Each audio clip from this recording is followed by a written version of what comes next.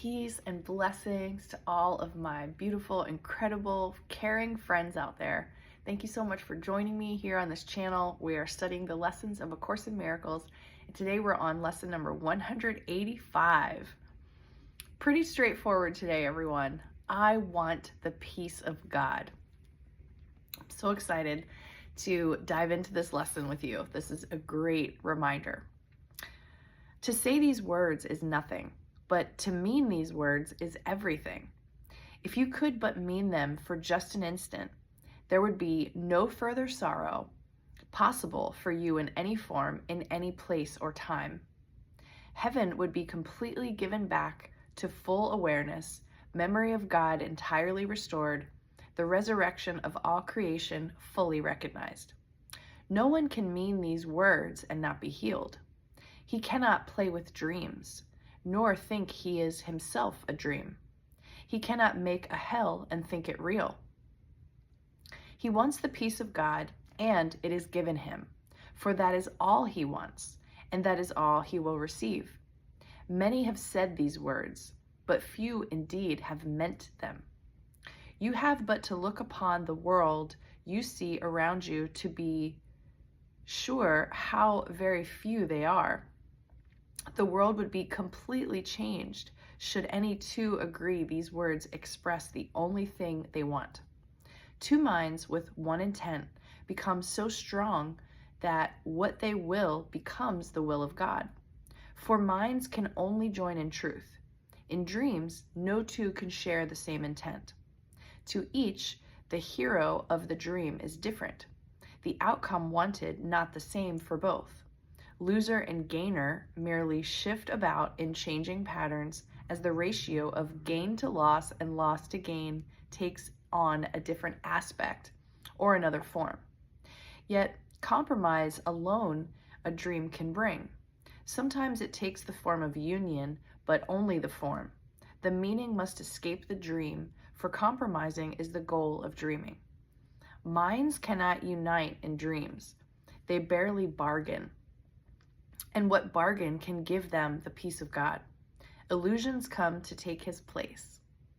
And what he means is lost to sleeping minds intent on compromise, each to his gain and to another's loss.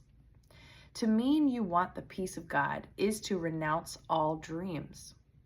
For no one means these words who wants illusions, and who therefore seeks the means which bring illusions. He has looked on them and found them wanting. Now he seeks to go beyond them, recognizing that another dream would offer nothing more than all the others. Dreams are one to him, and he has learned their only difference is one of form, for one will bring the same despair and misery as do the rest. So this is telling us that we have these other desires if we're honest with ourselves. And to want the peace of God naturally means to release desire for all the other things, all the idols we've worshipped, all those paths that we thought that we were going to take to get success and happiness, and all the mistaken journeys in our lives. So the peace of God trumps all of that. All right. The mind, which means that all it wants is peace, must join with other minds, for that is how peace is obtained. And here we go with not doing things alone again. And when the wish for peace is genuine, the means for finding it is given in form. Each mind that seeks for it in honesty can understand. Whatever form the lesson takes is planned for him in such a way that he cannot mistake it if his asking is sincere. But if he asks without sincerity, there is no form in which the lesson will meet with acceptance and be truly learned.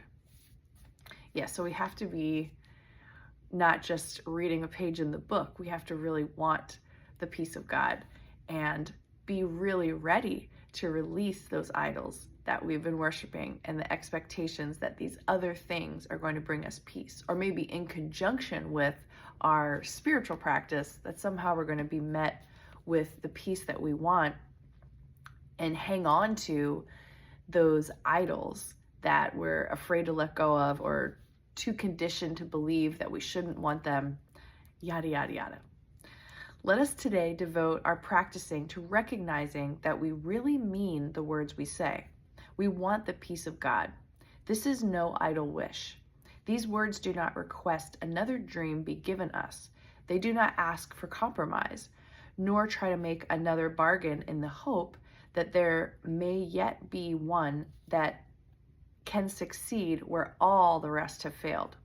To mean these words acknowledges illusions are in vain, requesting the eternal in place of the shifting dreams which seem to change in what they offer, but are one in nothingness. Today, devote your practice periods to careful searching of your mind to find the dreams you cherish still. What do you ask for in your heart? Forget the words you use in making your requests. Consider but what you believe will comfort you and bring you happiness. But be you not dismayed by lingering illusions, for their form is not what matters now. Let not some dreams be more acceptable, reserving shame and secrecy for others. They are one. And being one question should be asked of all of them. Is this what I would have in place of heaven and the peace of God? And I would say what's just coming to me now is it may not be a pursuit per se, like a materialistic thing that's obvious, but it could be like, if I could just lose this weight, or if I could just have this success with, keeping the house looking a certain way, or controlling the people around me. If they would only behave the way I want them to, I would have peace. The kind of peace that we've always wanted has been kind of like not a deeply fulfilling, satisfying peace. So wanting the peace of God is really relinquishing those other things, and you'll know what it is, but you have to search your mind to find these things. It's not something that explicitly is going to be pointed out to you. That is the choice you make. Be not deceived that it is otherwise. No compromise is possible in this. You chose God's peace, or you have asked for dreams, and dreams will come as you requested them. Yet will God's peace come just as certainly, and to remain with you forever. So that's another thing about the power of the universe. You get what you ask for. And if you're not explicitly asking for it, your behavior or your thoughts or your beliefs are calling it in. So just as much as that stuff will flow to you because you're putting energy and attention on it, so will the peace of God if you ask for it and you're sincere about it. It will not be gone with every twist and turning of the road, to reappear unrecognized in forms which shift and change with every step you take. So the peace of God is the real deal. It's not going to be fleeting or given to you and then taken away. You want the peace of God, and so do all who seem to seek for dreams. For them as well as for yourself, you ask but this when you make this request with deep sincerity. For thus you reach to what you really want, and join your own intent with what they seek above all things, perhaps unknown to them, but sure to you. You have been weak at times, uncertain in your purpose, and unsure of what you wanted, where to look for it, and where to turn for help in the attempt. Help has been given you, and would you not avail yourself of it by sharing it? No one who truly seeks the peace of God can fail to find it, for he merely asks that he deceive himself no longer by denying to himself what is God's will. Who can remain unsatisfied who asks for what he has already? Who could be unanswered who requests an answer which is his to give? The peace of God is yours. For you was peace created, given you by its creator, and established as his own eternal gift. How can you fail when you but ask for what he wills for you? And how could your request be limited to you alone? No gift of God can be unshared. It is this attribute that sets the gifts of God apart from every dream that ever seemed to take the place of truth. No one can lose, and everyone must gain whenever any gift of God has been requested and received by anyone. God gives but to unite. To take away is meaningless to him. And when it is as meaningless to you, you can be sure you share one will with him and he with you. And you will also know you share one will with all your brothers whose intent is yours.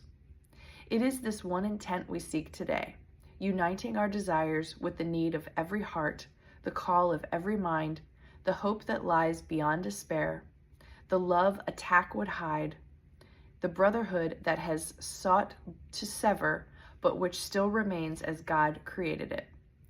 With help like this behind us, with help like this beside us, can we fail today as we request the peace of God be given us?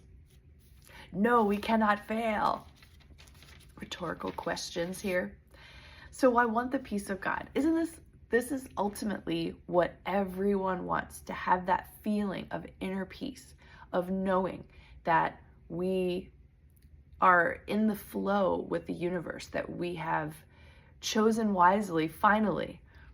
I want the peace of God. I want the peace of God for myself. I just saw 11:11 on the screen. I want the peace of God for you. I want the peace of God for everyone. And the best, most delicious way to get the peace of God is to do it together with your brothers and sisters as we awaken, as we continue stepping forth confidently on our journey that we are walking home together to God as one. So lots of love to you today. I'm having an early morning hotel room experience. I'm heading to New Jersey this morning. I'll be spending some time with some great friends over the holiday, and it's going to be great. So I hope you're having a wonderful day and that you're going to do some fun family, friend, happy, good, joy stuff for it's July 4th is coming up tomorrow. So have a wonderful day. Enjoy your lesson. I hope you feel the peace of God, and I'll see you back here again on the next video.